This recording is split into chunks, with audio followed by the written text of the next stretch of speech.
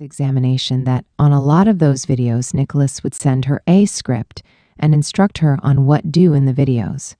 842 to 843. Gypsy claimed to do things in the videos that she didn't always want to do, but did them because Nicholas told her to do them. TR. 843. She further admitted to engaging in rape fantasies with Nicholas, but claimed to not be crazy about the idea, and that she was simply indulging him. TR. 843.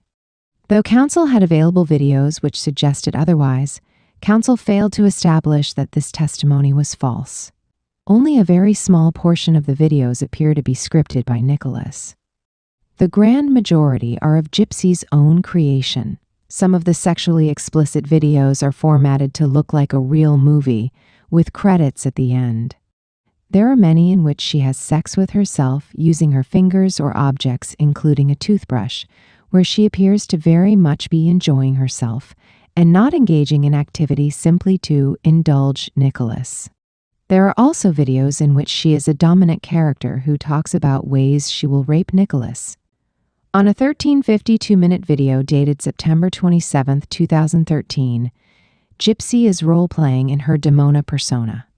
She explains that she is a slut with an evil streak.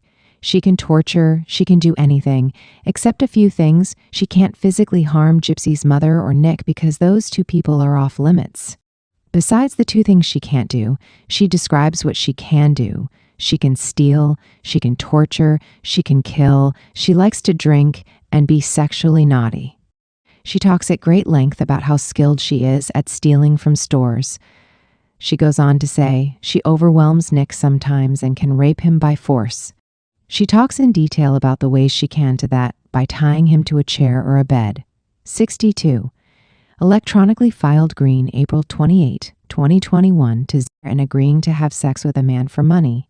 She explains that she will be able to get money in the future by going to a bar and agreeing to have sex with a man for money, but instead she would drug him or hit him over the head with a bottle and steal his wallet.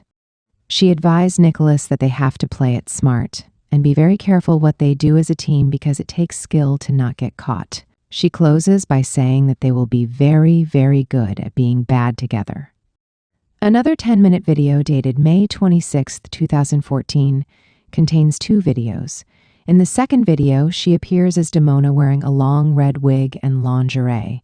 She tells Nicholas that things have changed. She is his dominant, and he is her slave. She says she doesn't enjoy punishing him, but it has to be done. She describes how she will reward him with sex, but if he displeases her, she has ways of punishing men. If he fails to do as she asks, she, Demona, will take away Nicholas's time with Gypsy. She threatens to punish Nicholas by refusing to allow Gypsy to talk to him for a week. She will command him to perform sexual acts on her, and he'll have to do it or she will be displeased. She praises him for being a good slave so far and continues to encourage him to do a good job. In yet another video dated May 27, 2013, there is no indication of any script. Gypsy is wearing a long blonde wig and uses an object and her fingers to have sex with herself for almost 12 minutes. She is very animated and screams loudly, "Fuck my pussy, fuck it, fuck me, master, harder." There are many other examples of non-scripted videos in which Gypsy displays this behavior. In another video compilation that runs just over 19 minutes and is dated January 24, 2014, she tells Nicholas that she dreams about him, and though other men hit on her, she only wants him. She explains that he is perfect to her, and when Nicholas looks at her, it is like he sees every thought in her head and sees her emotions. They are soulmates and perfect for each other. She has sex with herself in both videos, using a toothbrush in one. In an 8-minute video dated August 11, 2014, Demona addressed Nicholas as her slave and informs him there are new rules and that her punishment of him will be extreme. She will cause him pain by making him strip and raping him with a strap-on so hard that he will scream to stop. She will be meaner and meaner until he submits to her. She says she is a bitch and he should not dare to cross her. At the end, she touches herself, and tells Nicholas that is all he will get for now. Because trial counsel failed to investigate and present this evidence, the jury never heard or saw this information, which would have countered the state's theory. Trial counsel also had available through discovery Facebook messages between Gypsy and Nicholas from Gypsy's Demona Love Slave account. In these messages, on October 26, 2014, Gypsy role plays as Demona and orders Nicholas's character, Victor, to get rid of this Facebook account for her right now.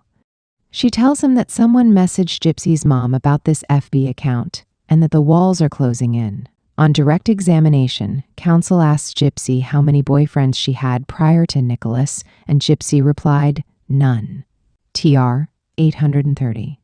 Had counsel investigated information readily available to them, counsel would have known that was not true.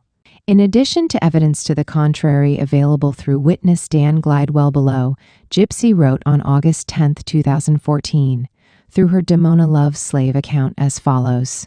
Gypsy, when I started playing games with guys. Yes, my master. It was 2010 and 2011. I had just surfaced inside Gypsy when I started playing games with guys. I used Gypsy's fingers to make the texts and take the pics. The men asked me to send them news, so I took my top off, took the pic, and sent it. I had fun teasing them, saying I'd have sex with them, but I never went through with my words, only the texts and pics I sent them to 4 guys. But Gypsy's mom found out and threatened the men that if they ever came close to me again, she'd put them in jail because Gypsy was underage, and they were like 35 to 50. I was stupid, master. I was testing my limits of my sexually, and I was getting male attention like I wanted. I told you I was untamed before I met you, then you tamed me, and I've been loyal to you ever since less than 3. In addition, the state adduced evidence that Nicholas threatened to kill himself on June 2, 2015, close in time to the date of offense. TR 750. Trial counsel failed to present evidence that Gypsy made threats to kill herself multiple times, as early as May 2013. This would have suggested to the jury that Nicholas was not the manipulator as the state argued he was, but the manipulated who mimicked what he learned from Gypsy online. Instead, the jury never heard or saw this information. In her testimony, Gypsy claimed that it wasn't until she was 19 years old that she started to piece together that she was not actually sick. TR 813. She further testified that she did not understand the extent of how healthy she was until after her arrest. TR 813. Counsel failed to elicit evidence readily available that was contrary to this assertion, and that would further defense counsel's theory of the case that Nicholas was particularly vulnerable to her manipulation because of his ASD. Specifically, evidence was available to counsel that when Gypsy left Missouri for Wisconsin, she took only pain medication with her and no other prescription medications. Further, in a video dated May 26, 2014, Gypsy shows Nicholas how she can stand and walk. She explains that when she was 65 years old, she went into the hospital and that during surgery, the doctors said she had a seizure and was paralyzed. They didn't know if it was only temporary. She started getting feeling and tingling in her legs. She was young and kept it to herself. She kept it from her mom because she was afraid that her mom would stop loving her. So she kept it to herself until 2011 when she rebelled and ran away from home. She said explaining to their friends that she could walk would be too hard. She says she would like for people to know the truth, but she would lose a lot of friends. Further, counsel failed to establish that Gypsy suggested Nicholas did not need to wear gloves at the time of the murder. Arguably, this suggests that she wanted him to leave prints on the knife. When first confronted by law enforcement that her mother was dead, Gypsy feigned a complete lack of knowledge about her death and stated she would slap her boyfriend if he did something stupid. She tells the officer her birthday is 1995 to make herself younger, when it is in fact 1991. She suggests she could call her mother for a list of her medications, and tells the detective that her mother told her there was something dangerous about Nicholas and compared him to Jeffrey Dahmer. All suggestive of the fact that Gypsy planned to try and frame and implicate Nicholas and exonerate herself. Trial counsel was ineffective for unreasonably and prejudicially failing to investigate and present this evidence through Gypsy to support their theory and to contradict the state's theory of their case. Daniel Glidewell. Counsel was ineffective for failing to investigate and called Daniel Glidewell. At trial, Gypsy referenced a friend that she attempted to run off with in 2011, TR 814. Had Mr. Glidewell been called, he would testify that he met Gypsy Blanchard at VisionCon in Springfield, Missouri in early 2011. He would testify that they communicated by Facebook or cell phone. Gypsy switched her Facebook accounts and usernames often. During this time period, they engaged in sexting and sent sexually explicit content to one another. Gypsy knew what she was doing sexually. In contemplating having sexual intercourse together, Gypsy told him that she did not need her wheelchair and could move around like any normal girl. Gypsy sent him naked images of herself, including images of her masturbating with a toothbrush. He would testify that Dee Dee called him and told him to stay away from Gypsy, claiming she was underage, but Gypsy claimed she was 18 and had identification to prove her age. At one point, he stopped communicating with her because of the age question. Gypsy continued to contact him, pleaded with him to stay in contact with her, and continued to insist she was of age. Mr. Glidewell would testify that he sought treatment from Mercy Hospital in Springfield after he was injured in a fall from a balcony. He would testify that he invited Gypsy to come meet him because he was in pain and wanted to be comforted. Gypsy arrived without her wheelchair and with a very large suitcase. She also had with her a 3-ring binder of multiple forms of identification to prove she was over 18 years old. Mr. Glidewell would testify that his cousin Stephen Fawcett drove them all back to Mr. Fawcett's residence where Gypsy spent the night. Mr. Fawcett, Gina, and another male were all present. Dan and Gypsy made plans for their future together. He would testify that the next morning they woke to find Gypsy's mother, Dee Dee Blanchard, in the house.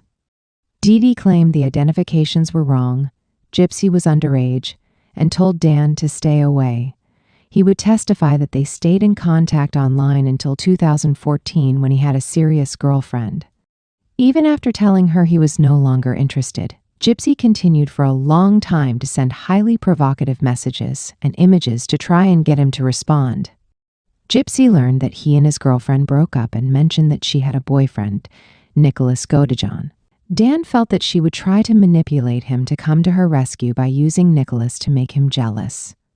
Mr. Glidewell would testify that Gypsy messaged him in June of 2015, close in time to the murder, asking to meet for coffee and to say goodbye. He did not know if she wanted to have sex or to just say goodbye, but he thought better of it and did not go. He will testify that he learned after the fact that Gypsy's mother was dead when she asked to meet with him. Counsel's failure to investigate and call Dan Glidewell as a witness at trial resulted in prejudice to Mr. Godejohn. Ali Noble.